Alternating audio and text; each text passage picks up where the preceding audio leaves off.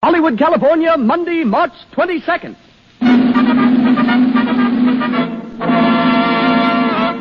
The Lux Radio Theater presents Fredric March and Florence Eldridge in Death Takes a Holiday with Kay Johnson, Arthur Byron, and Gene Lockhart.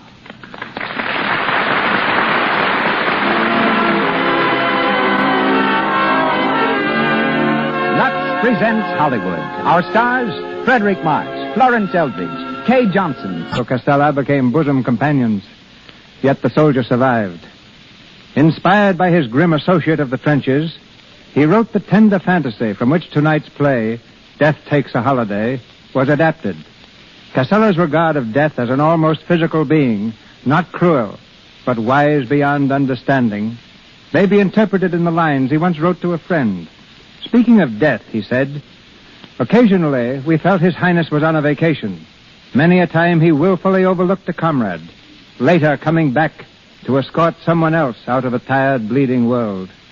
Death often seemed human to me." Originally produced in Italy, the adaptation of Death Takes a Holiday met with great success on stage and screen. The leading role tonight, as in the film version, is played by one of the most discerning and believable performers it has been my pleasure to direct, Fredric March, who starred for me in Sign of the Cross.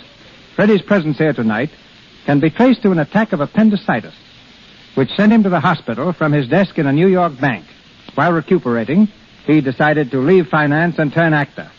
Playing in Denver, he met and married Miss Florence Eldridge, who is again this evening his leading lady. Hollywood has also brought new honors to Miss Eldridge. Featured in many films, we remember her best for her splendid performance as Queen Elizabeth in Mary of Scotland, and hear her tonight in the part of Grazia. Our Madam Alder is Kay Johnson, whom I saw on the stage in The Silver Cord and brought to Hollywood to play the leads in Dynamite and Madam Satan.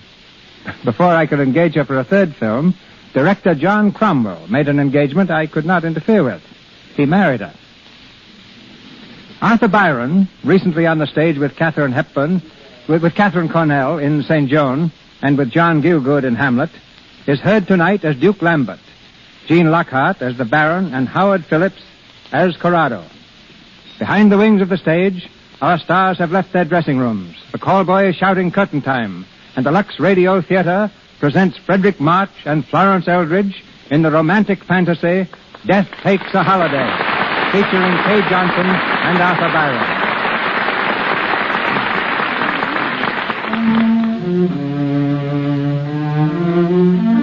A lonely road in Italy. A full round moon hangs low in the sky, bathing the countryside in ghostly radiance. An automobile purrs softly through the night, making its way toward the old castle of Duke Lambert. At the wheel is the Duke's son, Corrado, and beside him, Grazia San Luca, a lovely young girl who seems lost in a dream as she surrenders to the beauty of the night.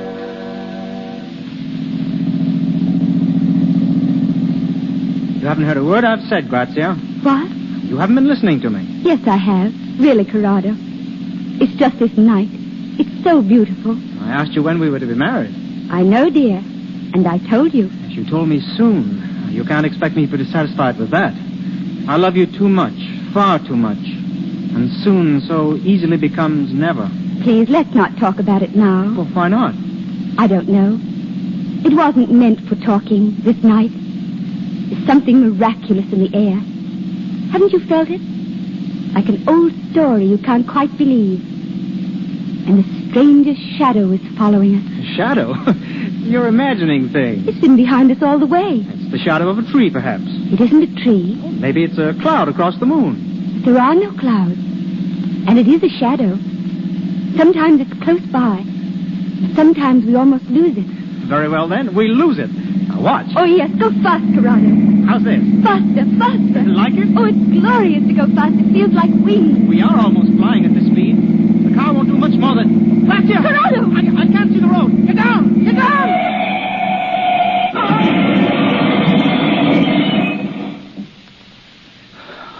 Grazia. Grazia. Here, Corrado. Are you all right, darling? Yes. Yes. Oh, thank God. I haven't a scratch. You, Corrado? No, nothing. At least, no, not even a mark. Why, it's a wonder we weren't both killed. Why, it's a miracle, Grazia. Look at that car. I said there was something strange in the air. Something miraculous. Grazia, that shadow you saw. I saw it, too, just before we crashed. It seemed to envelop the whole car. I couldn't even see the road. Strange. Then I wasn't imagining things. No. What was it? What could it have been? We'd better get on to the house. Father will be waiting for us. Here, give me your hand, darling, and stay close to me.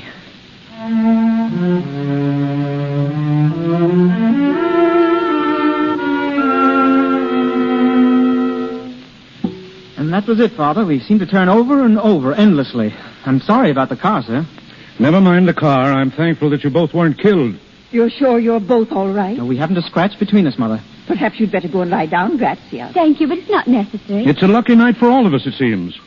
We had a rather narrow escape ourselves this evening. Who, Father? The Baron Cesaria, Madame Alda, and myself. We were driving home from the village, and we ran into a street vendor's cart. We were traveling rather fast at the time. Must have carried the cart 50 feet, and the peddler with it. Good Lord, Father, he wasn't... No, luckily. We picked him up, and he seemed to be none the worse for it. It was a relief, I can tell you. The strangest part of it was that none of us even saw the cart. There seemed to be a cloud in front of us. Cloud? Well, not exactly that, perhaps. More like a shadow. Shadow? Well, that's what we saw. What? Yes, just before we crashed. It doesn't seem possible. Do you know, son, I think... Yes, sir? I think the night has been playing tricks with us. And in the future, we'd better have our headlights cleaned more often. It was my fault you planned it. I asked Corrado to go fast. It felt as if we were flying. Really? Well, Grazia, we think you've been flying long enough. When are you going to fold your wings and become my daughter-in-law? Yes, we were speaking of that tonight. No, I've been trying to persuade Grazia to make it next month. Won't you, dear? I wish I could, but It's only a question of making up your mind, my darling. you know I love you all and want to please you. But don't you see, I'm not ready, But why, Grazia? because life is too full. There's a kind of happiness I want to find first if I can. Aren't you happy with me? Oh, yes, dear, but that isn't quite what I mean. I wish I knew how to tell you. There's something out there in the night, which I must find first and understand. Grazia. I'm going into the garden. Well, may I come with you? I'd rather be alone, if you don't mind. Grazia's so strange at times. I don't understand her. I don't myself sometimes. She's so fine, so delicate, so utterly remote from us all. It puzzles me. I wouldn't worry, my son. You'll win her yet. Madame Alda, I believe the peddler thought you were an angel when we picked him up. Baron, Madame Alda, I hope you've both quite recovered from your shock. It was hardly a shock to Lambert. More in the nature of a very intense thrill. I rather enjoyed it. Madame Alda lives for thrills. Well, why not? Is there anything better to live for, Baron? Only love, and you probably count that among your thrills. I know I always did, in my younger days, of course. Corrado and Grazia had a lucky escape tonight themselves. Really? Yes, we were driving home along the hill road when... What on earth was that? Grazia. She's in the It garden. sounded as if she... Grazia! Grazia! You'd better see. Came from the fountain. This way. Corrado, where are you? Here, Father. Corrado. Grazia lying on the ground. Is it? Corrado, what's happened? No, she was just lying here. Is she wounded? Oh, Lambert. No, my dear, it'll be all right. Lift her up a little, Corrado. Yes, she's coming. Grazia. Don't let it come near me. Don't let it come near me. What happened, Grazia? I don't know. There was something cold and terrible. I was sitting by the fountain watching the water. And then an icy wind touched me. But it wasn't a wind because all the leaves were still. Oh, perhaps you fell asleep and dreamed. No, I saw it. What? What did you see? A shadow. An enormous darkness. And yet it wasn't a shadow because the moon shone through it. Oh, Corrado, I felt something behind me running. There wasn't any sound, but I felt someone. And then it touched me. Something cold. Oh, Grazia. Carry her into the house. I'll help you, Corrado. Stephanie? Yes. Call Grazia's mother. Tell her there's nothing to worry about, but ask her to come. It's just a case of nerves, I think, but we'd better play safe. Yes.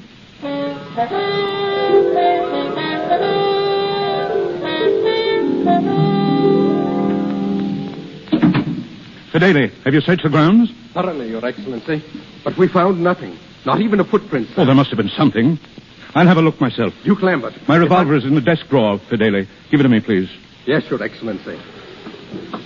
Here, sir. Don't tell my wife I've gone out. Don't tell anyone. Very good, sir.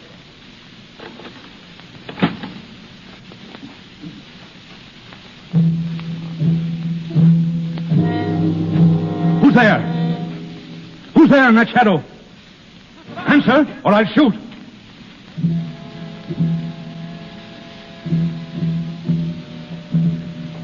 It will be quite useless against me. Stand back.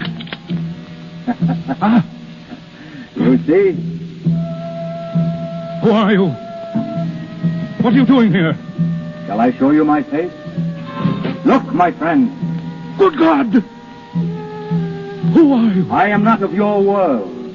I am... how shall I describe it? A sort of vagabond of space. I am... or I was, until I came into this garden. Death. Death! But please be reassured. I am not on my usual mission tonight. I have already stood beside one of your number tonight without harm. That lovely young girl in the garden. Then it was you? Yes. And on the road, I was there too, and no one was harmed. Does that reassure you that I have no fatal intention? But why did you come here, if not on your usual mission? Why? That may be rather difficult to explain. However, I am about to take a holiday. I shall take only 3 days, and after that I must go back. But why? Why do you do this? For a number of reasons. For one thing, to discover why men fear me as they do. Don't you know? How should I know? What could terror mean to me who have nothing to fear? Can you conceive how weary I am of always being misunderstood? Can you conceive how lonely I am when there is nothing that does not shun me? What is it you are seeking? There must be something here on earth to be known and felt. Something desirable that makes men fear me and cling to their life. I must know what it is. Will you accept me for these 3 days? As a guest? As a guest? Don't be alarmed. As a mortal, of course. And I assure you, I shall be quite a man of the world. Will it be a great trouble for you to put me up? Well? Oh, no, not at all. No, I have a suite of rooms prepared for an old friend who is expected. Prince Sirki. Indeed. Prince Sirki of Vitalba Alexandri? Yes. Prince Sirki will not come to see you. Not in this life. I don't understand. I saw him early this morning. Then he's dead. Yes. I did not know, of course, that he was a friend of yours. Poor Sirki. Tell me, was the prince known to your family and your guests? No. Excellent. I shall be Prince Sirki of Vitalba Alexandri for these 3 days. What? Oh, please understand that my presence in your house will not be a menace, but a protection. Thank you. But there is one condition on which I shall insist. Yes? I am to be Prince Sirki and no other. When I leave you now and return later in his person, I shall be mortal. And I must be treated as a mortal in every particular. No one under this roof must show repulsion or fear on pain of my instant displeasure. I don't understand. No. Let me put it this way. If my secret is divulged, I shall leave instantly as Sirki and return in my proper person. Do I make myself clear this time? I understand. Your Highness.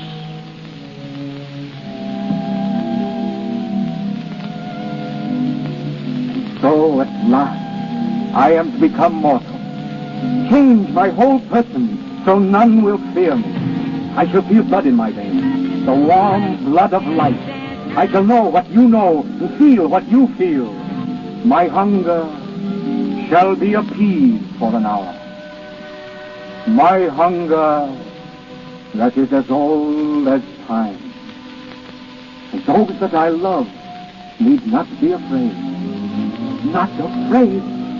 I am beside myself. My holiday is just a caprice, a mad joke I play with life. But what a monstrous, what a sublime joke.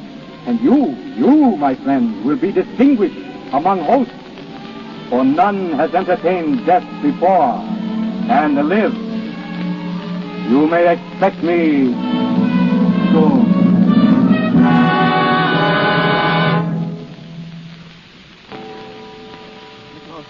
I've never found anything like it. But why at this hour? Unusual, but interesting, Baron. My husband asked especially to see everyone in the library. I don't know why. Ah, here he is. Well, Lambert? I'm sorry to arouse you at this hour, my friends. It's important, believe me. Lambert, Grazia's mother is here. Ah, Maria. I'm glad to see you. I was so worried about Grazia when I heard. She'll be all right. Have you seen her? She's upstairs resting. It isn't necessary for her to be here now, is it? Why, no, my dear. Well, Lambert? My friends, I have received a message tonight from Prince Sirki. Ooh, so he's coming at last. Yes, he's coming. I want to tell you all something very seriously. This guest whom we're expecting is no ordinary person. Now, if he should appear eccentric or strange in any way, you must take no notice. Treat him as a prince and a gentleman always. And above all, you must not be afraid. Lambert, I don't understand. And no matter what happens, you must never shun him, or protest, or run. It wouldn't do any good if you did. You can't run from... From what, Lambert? Nothing. I didn't mean... Well, Fedele? His Highness, Prince Sirki. Sirki. Welcome, Your Highness, to our villa. Thank you, my dear Duke. I am so happy to be here. We're more than honored. May I present my wife, Prince Sirki? Your Highness is most welcome. Thank you. I have rarely been so charmingly received. And now, may I present my guests? It will be a pleasure. Madam Alda. How do you do, Prince Sirki? May I say I had not realized that the women of your country were so beautiful. Your Highness is most kind. I wish that we might never meet when you are less beautiful and I must be less kind. The Princess Maria, Prince Sirki. Your Highness. Your Highness. The Baron Cesaria, sir. A statesman who was once important in the affairs of the world, who now looks back on a long and interesting life. I am delighted to meet the Baron at last. And I to meet you, Your Highness. Considering your distinction and your age, it is surprising that fate has not introduced us before. Your Highness, my son Corrado. Yes. The son who drives his car so furiously. I beg your pardon, sir? My friend, please, permit me to call you my friend. Your Highness. Please make no change in your plans because of my sudden appearance. I should like to join in your pleasures, if I may, and enjoy the hours with you. I beg you not to make a stranger of me. Your rooms are ready, Your Highness. My room? Yes, at your pleasure. Oh, then if you will forgive me, I think I will go now.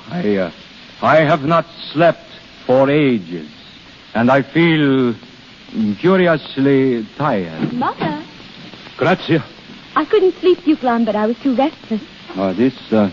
This is a guest I have not had the pleasure of meeting. Oh. Grazia, this is Prince Sirki, the Princess Maria's daughter, Your Highness. How do you do, Your Highness? How do you do? We have not met before, Your Highness? Perhaps. For a few fleeting moments. Yes, that is how it seems. A few fleeting moments. I am happy to welcome you now, sir. Please, give me your hand, Grazia. So young and firm and full of life. And it lies so trustingly in mine. Is there any reason why it should not? Thank you, Grazia. You have done me a great kindness tonight. My friends, my holiday begins most agreeably.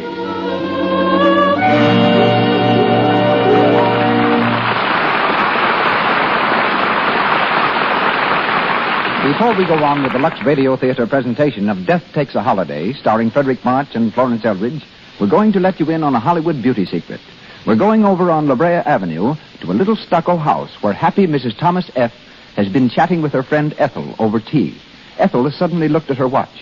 Marion, I had no idea it was so late. It's 6:15. Gosh, I haven't left you any time at all to rest. Oh, don't be silly. I loved having you. I have plenty of time to get dressed before Tom gets home. My bath only takes 2 shakes, and it always rests me. I'll feel like a million. And Tom will think you look it, too. We always talk about the way you keep Tom so adoring. Well, so long, Marion. So long, dear. Call me if you're home tonight. Marion keeps Tom in love with her because she knows this secret. One thing a man adores in any woman is skin that's sweet. That's why Marion is devoted to Hollywood's beauty bath. Lux Toilet Soap's active lather removes perspiration, every last trace of dust and dirt from the pores. Its delicate, expensive fragrance lingers. After her Lux Toilet Soap beauty bath, Tom's sure to greet his wife like this. Hello, darling. How's my girl? Gee, you look so swell. I think I ought to take you out. How about it? We could go anywhere, and I wouldn't find another girl that's half as sweet. Why don't you protect daintiness? Keep romance the Lux Toilet Soap way.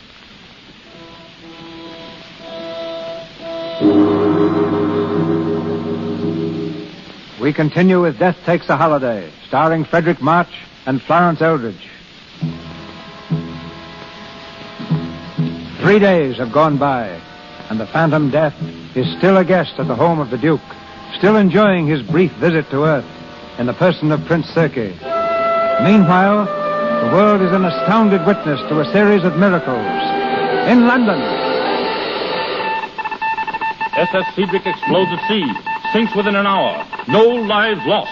in Paris, man jumps from Eiffel Tower in attempted suicide, walks away uninjured. In Japan, Island of Kobushima totally demolished by heaviest earthquake in history. All residents are safe.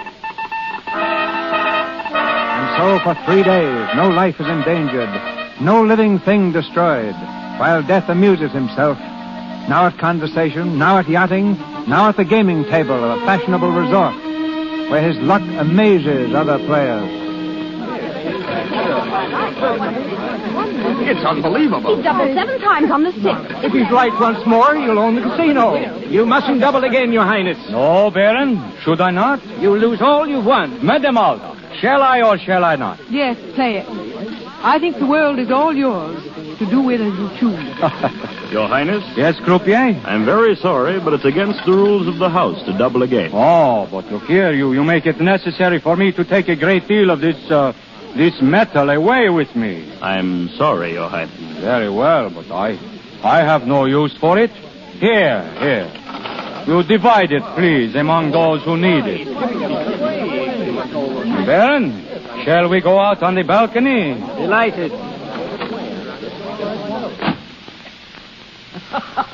A magnificent gesture, Your Highness. Magnificent. You make life exciting again. I felt 20 years younger ever since you arrived.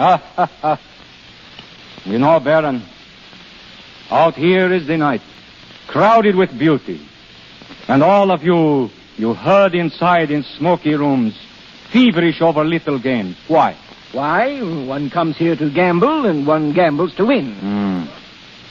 It seems to me that men have not begun to discover the magnificence of this life. Will you tell me what in the world you're looking for, Prince Sirki? I came here looking for a game to play. A game worth playing. I have been among you